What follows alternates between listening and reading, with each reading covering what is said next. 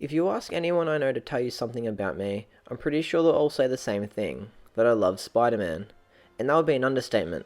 Not only do I love Spider-Man, but I love every version of him. I at least like or adore all of his theatrically released films. I buy things I don't even need just because some company stuck his head on it, and I genuinely believe that some of my own personal ideologies were shaped by the character. And why am I so obsessed with Peter Parker? Where did it all start? With this film. I can still remember watching this on loop with my old VHS copy. But why am I saying all this? Because I recently sat down to rewatch the Sam Raimi Spider-Man trilogy to see if it still holds up in an era of shared universes and phenomenal Spider-Verses. Was it poorly dated? Was it even remotely good? Well, I don't want to talk about Spider-Man 2 today, but I do want to talk about the first film, because much to my surprise, and my own amusement, Sam Raimi's Spider-Man still works on so many levels. It remains an entertaining blockbuster and origin story, where his strengths lie in his cheesiness and the simple fact that it truly embraces all of it.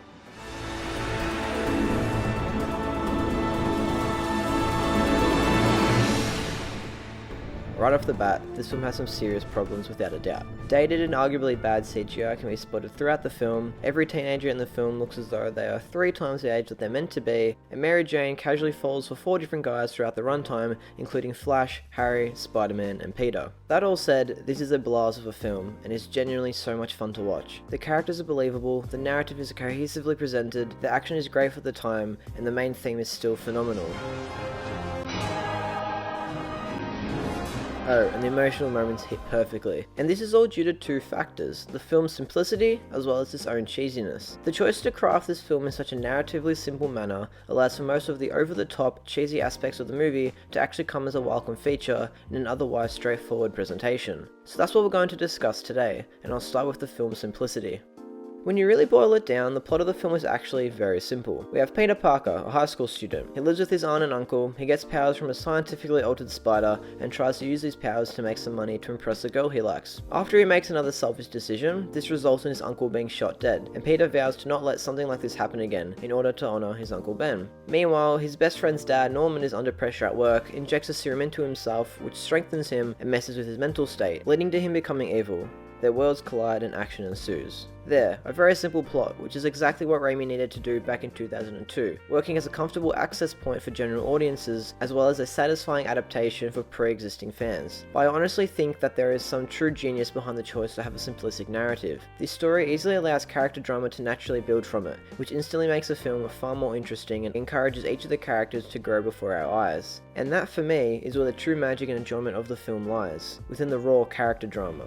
To start off, we have Peter Parker. When he's introduced to us, of course we learn the whole "With great power comes great responsibility" that inspires him to become the webhead. But we also learn about his longtime crush on Mary Jane Watson. He never properly talks to her, always too shy to do so, until one fateful night in their backyards. Throughout the film, Peter talks to her more. They get closer, especially later in the film, and just when he has a true chance to be with her, he says no. He knows his responsibilities as Spider-Man, as well as the dangers that they come with, aren't safe for Mary Jane, and therefore would just be selfish and poor judgment on his behalf if he were to be with her. His dream was so close, but he had to rise above it. And then there's Mary Jane herself. She's always been underappreciated, living in an abusive household, falling for the popular guy just for a chance to be in the spotlight. But talking to Peter that one night, she's encouraged and cherished for what looks like the first time in a while. I mean, just look at how she reacts. You're awesome in all this cool plays. Really? Yeah. And after dating Harry for possibly the wrong reasons, and even falling for Spider-Man, she realizes that the love she's been looking for her whole life has been right next to her the whole time. But just when she opens up to Peter and is ready to be treated the way she deserves to be, Who makes me feel like I'm more than I ever thought I could be. That I'm just me. And that's okay.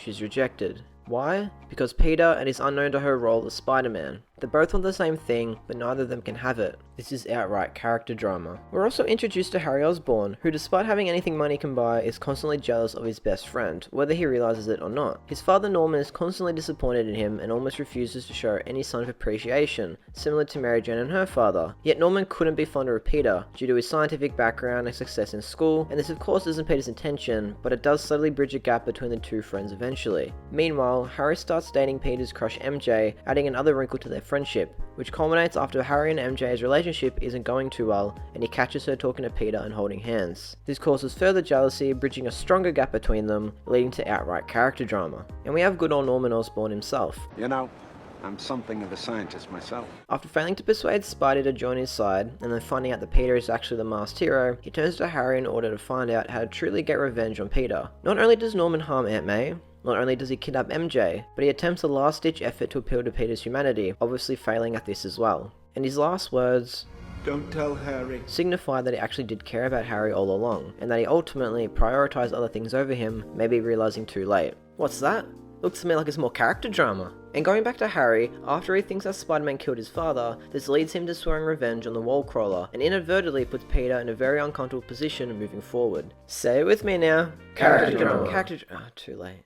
The reason I love all of these character arcs and personalities is because though they all seem quite individualistic at first, they're all in reality woven together quite tightly, especially by the time we reach the third act. All of the main players have a well-defined character journey each linked together, only heightened by the simple narrative. Raimi deliberately made the choice to have Spider-Man be a film more concerned about his characters rather than its plot, and this lets us as an audience immerse ourselves in their complicated relationships. And in addition to this, the abundant simplicity leads us to the cheesiness proudly put on display here. Now what I mean by cheesiness is all of the quirky character choices, over-the-top moments and energy that Raimi has crafted his movie within. To distract us from his purposely plain narrative, he fills the film with lines of dialogue that are totally quotable but would probably never happen in real life. He gives us a Willem Dafoe performance that is constantly chewing up the scenery in the most entertaining way possible. He gives us so many moments of quirkiness and charm that provide character and a much needed personal touch to the whole atmosphere of the movie. But re-watching the film, I can wholeheartedly tell you that the cheesiness is at times the best aspect of Spider-Man, and has made me love it even more than I previously did, as it made the experience quite an enjoyable one.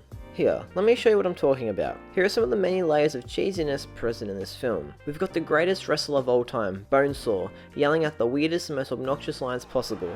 You're going nowhere. I got you for 3 minutes. 3 minutes of playtime. Bonesaw is ready. And then we get this comeback from Spidey, which hasn't aged well, but I still kinda like it. That's a cute outfit. Did your husband give it to you? We have J.K. Simmons perfectly playing J. Jonah Jameson, and he blesses us with these wonderful jokes. She just needs to know if you want the chintz or the chenille in the dining room. Whichever one's cheaper. It's a page 6 problem. We have a page 1 problem. Shut up. Spider-Man. Hoffman? Yeah? They're crap. Crap. Crap. Mega crap. You don't trust anybody. That's your problem. I trust my barber. There's this scene which I randomly quote for no reason on a somewhat regular basis. Go, Web! Fly! Up, up, and away, Web! Shazam! Go! Go! Go, Web, go! Even though it gets cheesier throughout the trilogy, James Franco starts that trend very subtly throughout this film. Help him, Harry! Which one? I know this has been a difficult time for you. But I want you to try to enjoy this day. And of course, the heart and soul of this film and the whole franchise, I don't actually mean that by the way, are all of the eccentric extras. They're loud, they're intimidating for the wrong reasons, Guy with 8 hands. Sounds hot. He has those tights and that tight they're little... a bit rude sometimes for no reason. He stinks, and I don't like him. They were cleverly and clearly written to represent a united beacon of hope following the 9/11 attacks. Leave Spider-Man alone. You're gonna pick on a guy trying to save a bunch of kids. You mess with one of us, you mess with all of us. And frankly, they're just weird. Peter, may I introduce my father, Norman Osborn? Heard so much about you. Great honor to meet you, sir. Harry tells me you're quite the science whiz. Really brilliant. And you understood it. Your parents must be very proud. I live with my aunt and uncle. They are proud. Hey, you too! Yeah, now that you're a genius, I think he wants to adopt you. But this all brings me to the MVP of the film, Willem Dafoe as a Green Goblin. Now I know it sounds like I'm joking and making fun of his performance, but I'm genuinely not. When he needs to be intimidating, he is. When he needs to be heartbreaking, he is. But he simultaneously provides us with such an entertaining and over-the-top performance that never actually takes you out of the film, but genuinely feeds into the atmosphere of the movie and makes him a more threatening and unpredictable antagonist, with a fresh side of cheese. Now please, without further ado, I present to you the many sounds of Norman Osborn.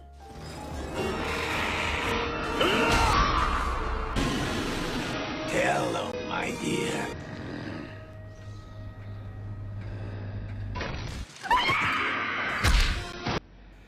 You know how much I sacrificed?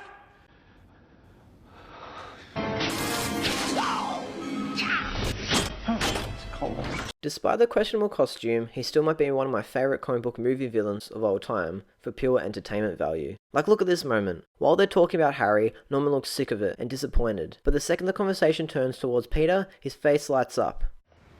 Hey, Pete, you're probably looking for a job now, right? Dad, maybe you can help him out. It's actually amazing.